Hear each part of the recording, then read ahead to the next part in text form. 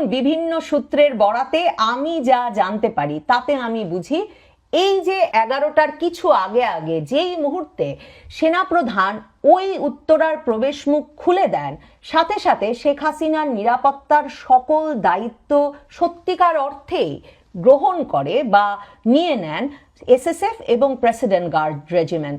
এবং সেনাপ্রধানও সম্ভবত সে কারণেই জানতেন না যে শেখ হাসিনা গণভবন ছেড়ে ভারতের উদ্দেশ্যে রওনা হবেন।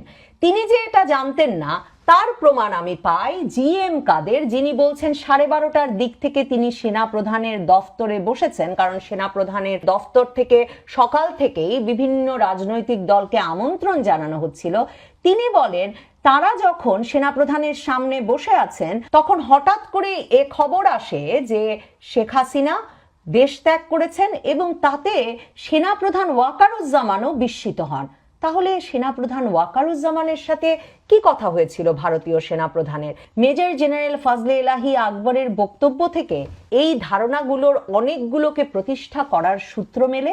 তবে 5ই আগস্ট সেনাপ্রধান ঠিক কি করছিলেন, সেনাপ্রধান তৎকালীন প্রধানমন্ত্রী শেখ হাসিনাকে ঠিক কি কি বলছিলেন, সেই বিষয়গুলো যতদিন সেনাপ্রধান এবং শেখ হাসিনা তাদের বরাতে না জানা যাবে, আমার মনে হয় এ রহস্য ঘনীভূত হতেই থাকবে।